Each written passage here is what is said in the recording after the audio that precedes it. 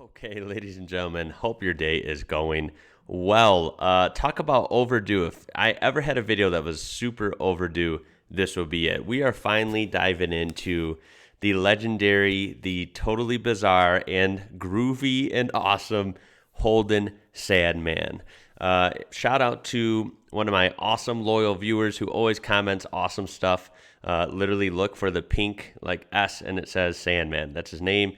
You know who you are. He has sent me packages, and he always comments, one of my favorites. May I say, these things look awesome. So we're going to learn about them today. We're going to watch this video, and then kind of like my old school videos, do a little bit of searching myself, look at some images, and whatever else seems interesting. So here we go. This is Behind the Wheel 1976 Holden HX SANDMAN. This is from a channel called the National Motor Museum Australia. This will be linked down below if you would like to check it out further. And this comes to us from a Discord suggestion from Psycho V. So thank you guys so much. Let's dive right in. Oh, look at that. I love that font. These are so cool. Hi everyone, welcome to another episode of Behind the Wheel. My name's... Oh, that's their closed captioning. Okay, that's okay. First of all, before he even says anything, look at how freaking awesome this thing. The red with the orange, the awesome groovy font, even the color matched wheels, and then just this bizarre, this totally bizarre body shape this thing has. It's super weird. It's almost borderline ridiculous, and I absolutely love it. I love it. Could just pick, if money was no object, if I could just like pick an Australian car to start out with to just appear in my driveway right now, I'm not kidding. I think it would be this. These are sick. We're at the National Motor Museum, we're the curator, and this that I'm standing in front of is one of the most iconic and coolest cars ever to be built in Australia. Agreed. 1976 HX Holden SANDMAN. Now the SANDMAN was built by Holden in the early to mid 70s, all the way through to the HZ model, which is one after this. And it was a response to two things. One, their popular Monaro model was basically experiencing a sales slump, which was in response to a thing called the supercar scare. That's a story for another time. That's something I'll have to look into. Any comments or thoughts about the supercar scare, please tell me down below. Or better yet, suggest a video or a link to a video about it. That's something I would like to look into. But yeah, it's interesting to know, like, how did this come about, right? Where did this spawn from? But also there was this rising youth culture in Australia, or surf culture. Surf culture, okay. Basically makes sense. Teenagers and young adults, an entire way of life based around living at the beach. Which is very easy in Australia. Surf, and for a lot of kids, sex. And that's exactly what Holden was tapping into when they marketed the SANDMAN. So, coming right out with the truth. There you go. I have heard in the comments, not to get too crazy on you guys, but yeah, I've heard a lot of, maybe some of you commenting were conceived in the back of one of these, so I'll just leave it at that. That's pretty funny. Was customize your panel van so you can sleep in the back if you need, fit your surfboards on top and move from beach to beach, which is a pretty cool way that's of life. really cool. And Holden realized that they could produce a ready-made custom, basically. So what they did with this one, for example, is they took what was effectively a stock HX panel van, and they added a few cool features. Bright colors, cool. Dude, that thing is so badass. Down the side. The front looks very much like the GTS Monaro, so it had that real sporty feel. Yeah, sporty, handsome-looking front end. Wheels. And, great wheels. Have a look inside. Great colors. The dashboard and steering wheel were also out of a GTS, and the engines were quite powerful. It was a 5-litre V8 you had control of, which as a young kid was probably more power than you needed. Right.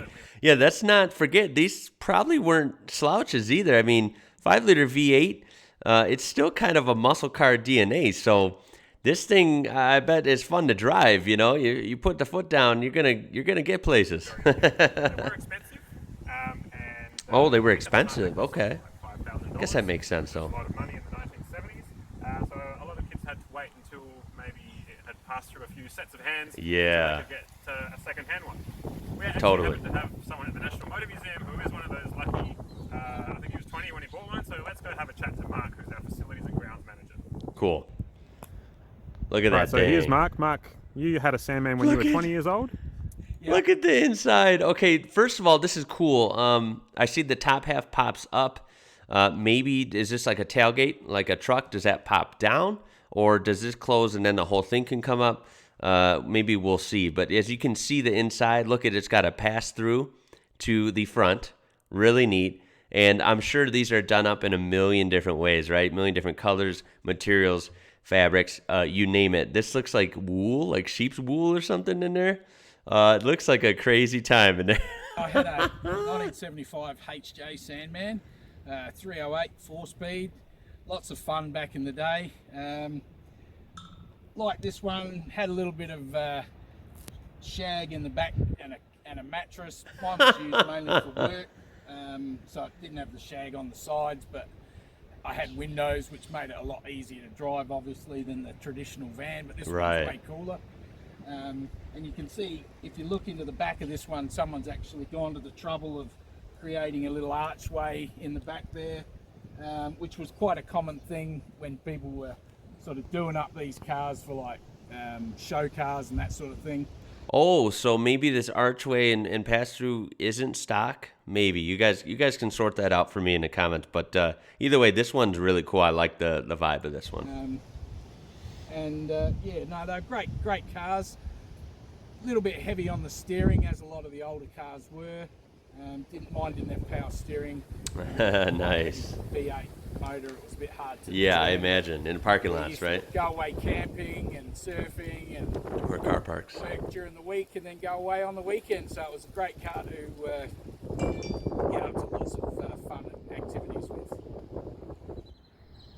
There we go. Here we are under the bonnet with under our the hood, historic under the vehicle bonnet. mechanic Nigel. How are you, Nigel? I'm good. Excellent.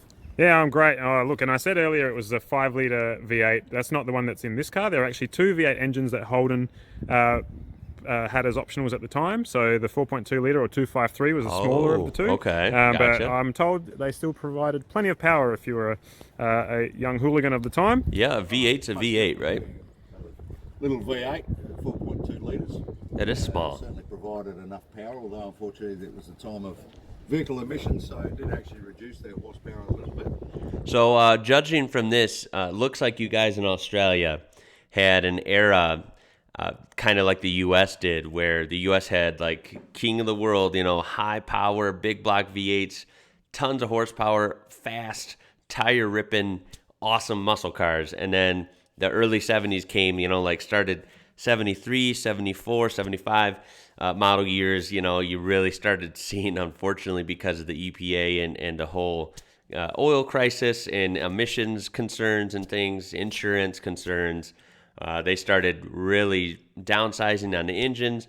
And even when they did have big engines, when they might have used to make 400 horsepower, they all of a sudden were choked up and made maybe 180 horsepower or something, So it looks like you guys might have went through something similar, where you had high horsepower engines and they started getting a little smaller, or if not, they were just getting more stuff slapped on them to kind of choke down the horsepower a little bit. So yeah, tell me if you remember something like that. This particular one originally did have a gas conversion put on it, but we've had to remove the gas conversion due to the fact of storage. So she's back to how she was originally. She still needs a fair bit of work. We've got a bit of work to do on the cooling system, and she's also in need of a really good tune-up and of some parts, and she's also got a little bit of a problem with the steering column as well. So overall, she's in pretty good condition.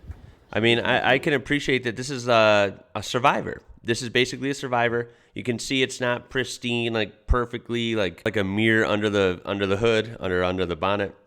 It's got some age on it, and it works. It's not a show car. It might not run absolutely perfection, but it's on its way. It can be fixed. It can be tuned up. It can be polished up. This is the kind of old car that I like. I'm not one that really cares much for numbers matching everything, absolutely perfect shape. I don't need to eat my breakfast off of the top of the air cleaner here. So yeah, I can appreciate this vehicle. A little bit of tender loving care, and we'll be able to provide that for it in the near future, hopefully. Plenty for you to work on. Shall we just quickly see how it drives at the minute? I think we should give it a little bit of a squirt, I think. Sounds great. Sweet. That's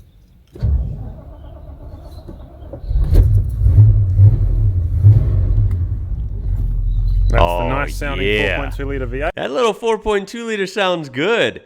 I freaking love old cars. As someone that didn't get to grow up around these, oh, I wish I could have. Wow, I would have given anything to grow up with these cars. I really someday would love to just own an old car. It doesn't even have to be famous. It doesn't have to be the fastest one. I just want an old car like this. These are so freaking cool. I love the starter sounds, and you got to pump the gas a little bit. I love the carburetors, and you get that thing fired up, and they just have that idle. It sounds so good. They sound so like rough and tough, and you could kind of feel it in your chest. You could feel it when you rev it. It shakes the whole car. I love old cars, and this thing is pretty awesome. I gotta say that one more time. I'm sorry, guys. Turn it all the way up.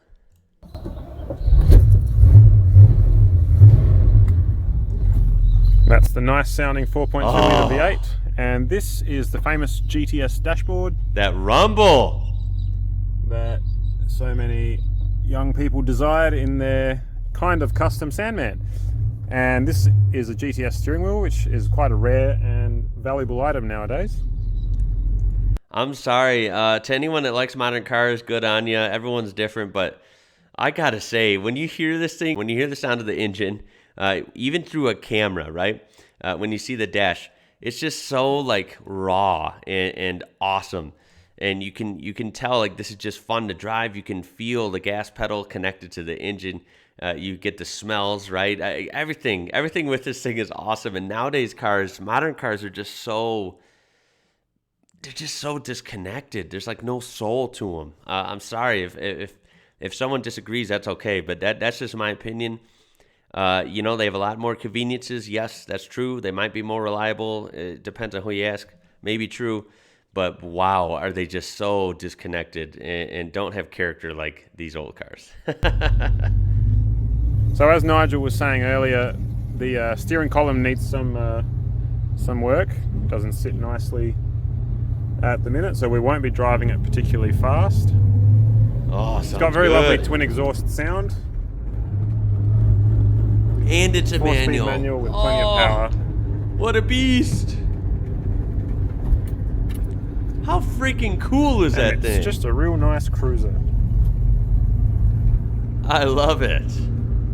So Nigel, what's next on the list of work to do? Well, we've got to do the steering column on it so we can make it safe to drive.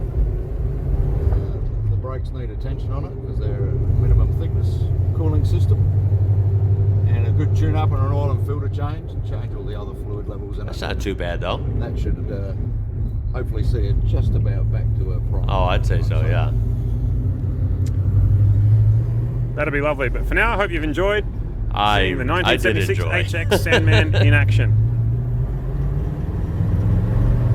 Sounds so good. Wow, that was fun. This makes me really want to get my butt to Australia right now. I need to go to some car shows there. I need to cruise. I need to, oh my God, I need to ride in one of these. These are super, super cool.